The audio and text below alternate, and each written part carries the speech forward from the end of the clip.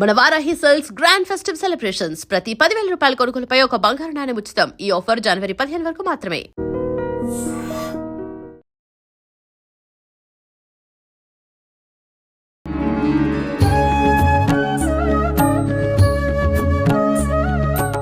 నమస్తే అమ్మా. నమస్తే నాన్న.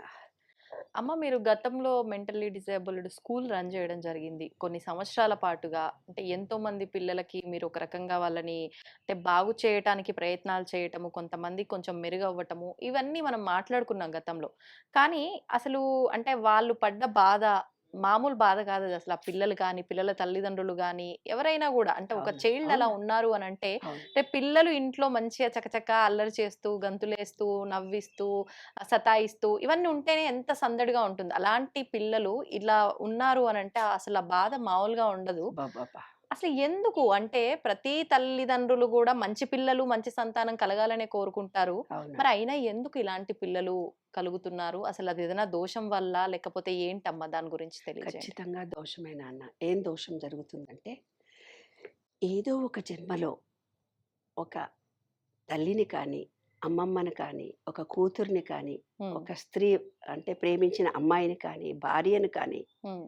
ఒక స్త్రీని ఎవరినైనా బాసులో ఆడవాళ్ళుంటే ఆడవాళ్ళని కానీ, హ్మ్. పార్ట్నర్ ఇద్దరు బిజినెస్ చేస్తుంటారు. ఒక ఆడవాళ్ళు, మగవాళ్ళు. హ్మ్. ఆడవాళ్ళని మోసం చేసినప్పుడు, హ్మ్. వాళ్ళు సూసైడ్ చేసుకొని చచ్చిపోయినప్పుడు, హ్మ్. వాళ్ళు మానసికంగా వాళ్ళ బాధ ఎవరికీ చెప్పుకోలేక ఎన్ని రోజులు వాళ్ళు బాధపడ్డారో అన్ని రోజులు మన మనసు బాగుండదు.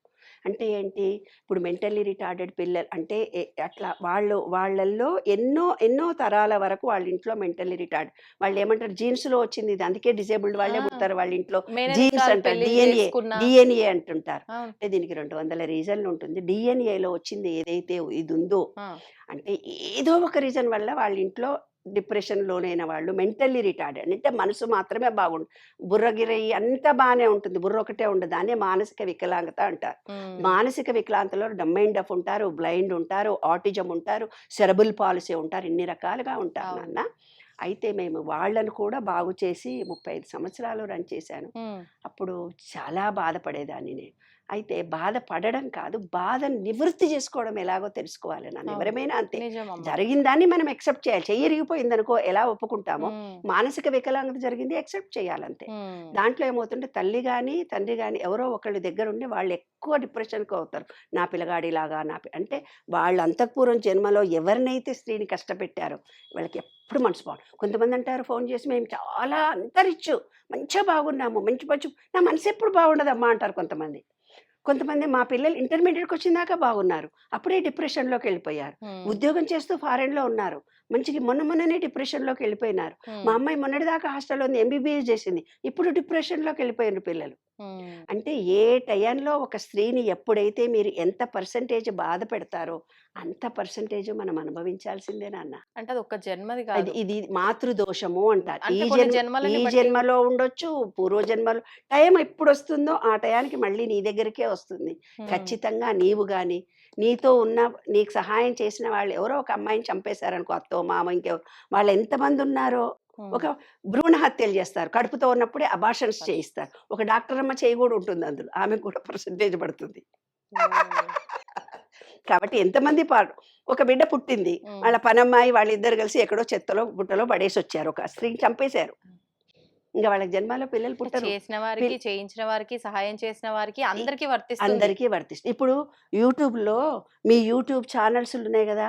నెగటివిటీ ఇచ్చి ఎంతమందికి పంపిస్తారు, ఎంతమంది నెగటివిటీ ఫీల్ అయ్యారో ఆ బ్యాడ్ అంతా మీ ఛానల్‌కొచ్చేస్తది.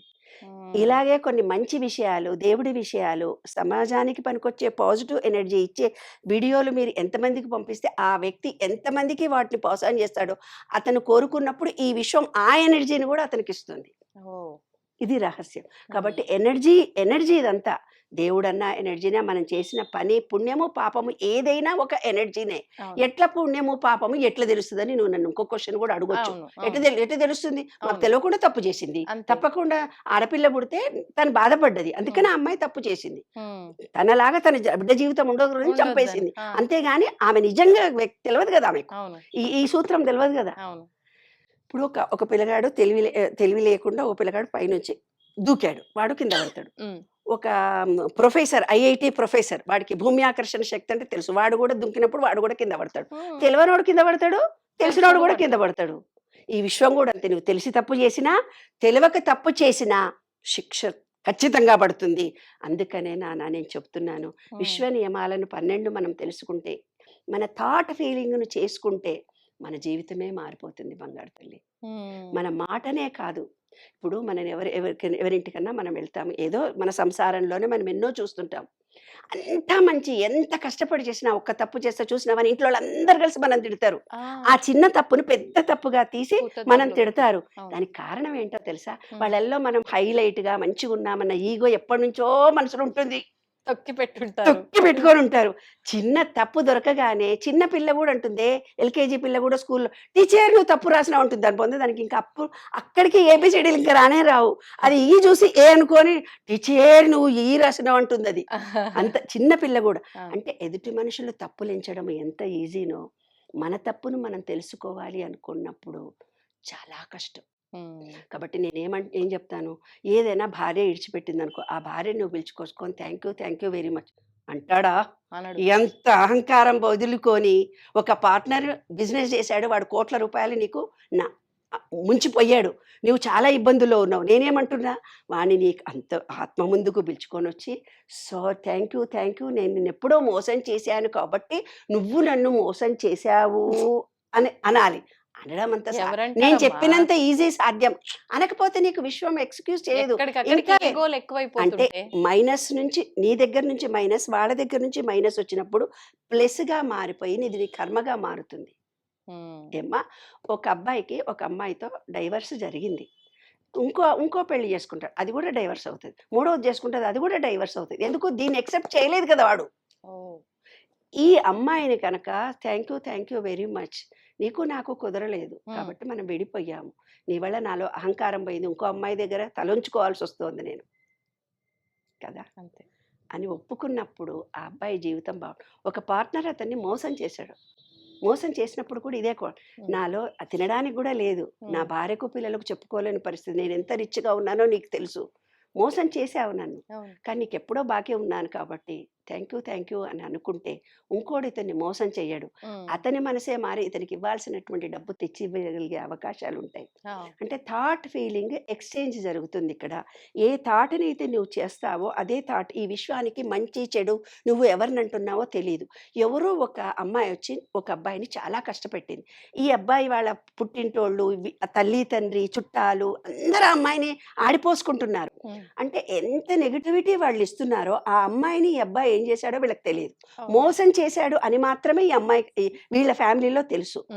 ఆ అమ్మాయి దగ్గర నుంచి మైనస్, వీళ్ళ దగ్గర నుంచి మైనస్, ఈ కుటుంబం మొత్తము ఇబ్బందుల పాలవుతారు. మైనస్ ఇంటూ మైనస్ ప్లస్ గా మారుతుంది నాన్న. కాబట్టి మనం ఎక్కడైనా ఇబ్బందులు పడుతున్నా, ఎవరితోటైనా ఇబ్బంది కలిగినా, నేను చెప్పినంత ఈజీ కాదు, కానీ మన అహంకారాన్ని తగ్గించుకొని, నిన్ను రోడ్డు మీద ఇడిచి కొట్టాడోడో వాడిని పిలుచుకొని వచ్చి ఆత్మను ముందుకు పిలుచుకొచ్చి థ్యాంక్ యూరా అనాలంటే మన ఎంత కష్టం నాన్నా. నువ్వు 100 మందిలో అవమానపడ్డావు కదా, అయినా సరే మనం ప్రేమ కృతజ్ఞత అనేది ఎప్పుడైతే మన హృదయంలో పెంచుకుంటాం, ఈ మాతృదోషాలు, పితృదోషాలు, ఎక్స్ దోషాలు, వైదోషాలు మనని ఏమీ చేయవు నాన్న. ఒక కృతజ్ఞత, ఒక ప్రేమ మనలో కలిగినట్టయితే మనకు మాత్రం మనం ప్రజెంట్ ఉన్న జీవితాన్ని యాక్సెప్ట్ చేసుకుంటే ఏ దోషాలు మనకు అడ్డు రావు. హ్యాపీగా, ఆరోగ్యంగా, ఆనందంగా, సంతోషంగా ఉండాలి. ఇంకా తెలియకపోతే విశ్వ నియమాలు, విశ్వరహస్యాలు పుస్తకం కొనుక్కొని చదవండి. విశ్వం తెలుసుకోండి. తెలుసుకున్న మీ జీవితంలో ఏదైనా కష్టం వచ్చినప్పుడు మీకు మీరే, ఓహో నేను చదువుకున్న దాంట్లో ఈ జ్ఞానం నాకుంది, నాకు ఏం తప్పు చేశాను, మనకి మనమే ఆలోచించుకొని రెక్టిఫై చేసుకోవచ్చు. దీనికి ఏం శాస్త్రాలు చదవక్కర్లేదు, ఏ పూజాల దగ్గరికి వెళ్ళక్కర్లేదు, గ్రహచారాలు చూడు నాయన ఒక జాతకం చెప్పేవాడి దగ్గర కూడా వెళ్ళక్కర్లేదు. గ్రహాలు మనలోనే ఉన్నాయి, ఆలోచన మనలోనే ఉంది, ఈ విశ్వం మనతోటే ఉంది. మనం తప్పుని యాక్సెప్ట్ చేస్తే విశ్వం మనకు అన్నీ మంచిస్తుంది. అద్భుతం. ధన్యవాదాలు. నమస్తే. And for more videos, Please subscribe to iDream. Please subscribe to iDream. Please subscribe iDream. And please subscribe to iDream. For more videos, subscribe to iDream. please like, share and subscribe to the channel. Congratulations, iDream. Subscribe to iDream. Subscribe to iDream. So subscribe to iDream Media. iDream team అందరికి huge congratulations. Please subscribe iDream Media. Please subscribe to iDream. Subscribe iDream. Please subscribe to iDream. iDream అంటే నా కళల ఛానల్ను subscribe చేసుకున్న నోరు తిరుగుతలేదు, మీరైతే గంట గుర్తు కొట్టండి. For more such videos, please subscribe to iDream. Subscribe to iDream. Please subscribe to iDream. Please subscribe iDream Media. Please do subscribe to iDream. Please subscribe to iDream Media. For best entertainment and information, please subscribe iDream. And don't forget to subscribe to iDream.